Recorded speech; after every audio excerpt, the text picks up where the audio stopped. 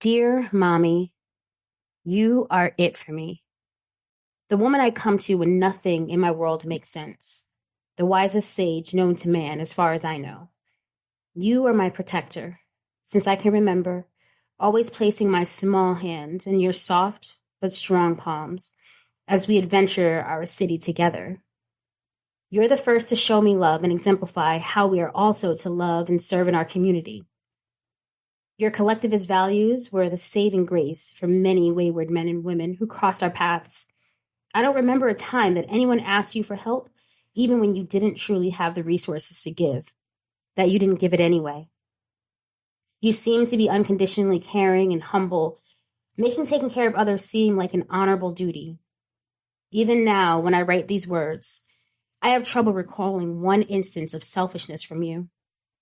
Sadly, I also find it hard to recall you giving anything good and loving to yourself.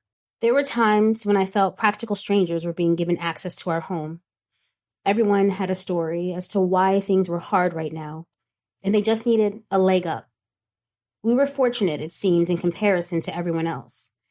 They seemed unaware that when you not only housed them, but fed them for weeks, as well as gave them work, that I in turn went without braces or went without anything that resembled a real savings account. They didn't know that the pills they stole from your dresser that one time were the pills keeping physical pain at bay.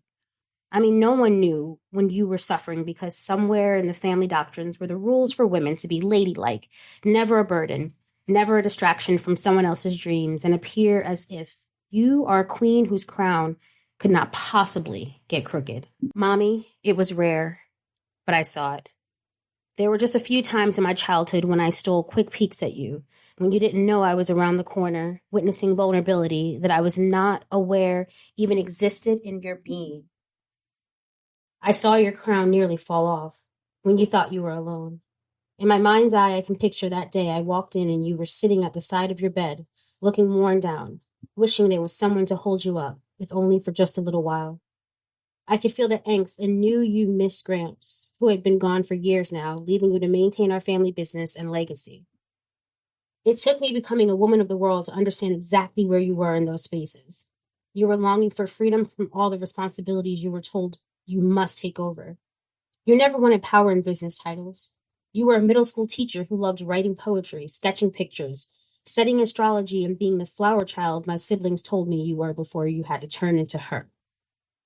Her being Mrs. Thompson, the 5'4" feisty entrepreneur, the only Black woman in the Chamber of Commerce and a soror revered by all of your sisters. The queen bee, with 2 master's degrees, who employed half the men in town, feared God, and loved the church. You desired a companion who would understand the duality in you. You had to be a fierce leader and maintain an air of confidence as a woman running what was traditionally taken care of by our father, uncles, and brothers. Mommy, I see you now. You are as soft as the inside of lily petals. You needed an equal to see, accept, and embrace all of this. All of you. You, I, and many of us brown girls were told we are too much. You want too much was no uncommon phrase in our lifetimes. Those real moments where the light inside of you wanted to come out were the foundations of the missed lessons I learned about hiding myself. Do you remember that day I came to you and talked to you about what desires were okay and not okay? We never talked about that day again. There was so much that could have been said, but instead we mostly chose silence. You should know what was lost between the lines. What was engulfed in those moments where I was frozen. You were resting on your bed and seemingly in a good mood. After going back and forth for months about how beautiful, soft, and welcoming girls felt to me, and then how I felt about God, I finally mustered up the courage to ask you about the okayness of me. To me, your words would trump even God's. Your blessing was all I needed to crack open this cocoon and start the journey of coming into myself. Like I had many times before, I laid down and nuzzled myself right next to you. I was 15 years old, a big girl by your account. Still, it was so comfortable to go to that pocket of safety. Moments passed of me lying on your chest, hearing your steady heartbeat, and I knew it was time to speak. I looked up at you and asked, is it okay for girls to like girls? Quickly, I looked away, nervous and awaiting your support or rebuking. Most of me knew it would be okay because you loved my best friend, Tim, so much and didn't care one bit he was gay. Within a minute, I could feel your chest quivering and was confused by the movement. Looking up again, I could see you crying, then sobbing, then visibly heartbroken. You simply said, please, no, and held me tight, as if you didn't. I would float away and maybe instantly be dragged to hell for uttering such words. There was no explanation, no verbal shaming, cautioning, or detailed concern. Your tears were enough to shut me down for years to come.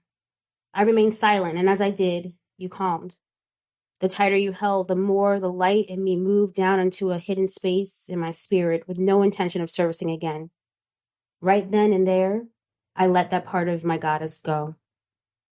Mommy, I don't want to be silent anymore. I want to see me, know me, accept me. I fear you will not, but I fear if I cannot be witnessed by the first lady of my life, I do not exist. Can I exist as I am, please? I'm not sure if you have the capability to even grant me that entry into fiery womanhood. I'm starting to understand more and more that you weren't given that grace either. So how could I expect you to know how? Maybe we can learn together. With love, your wayward daughter.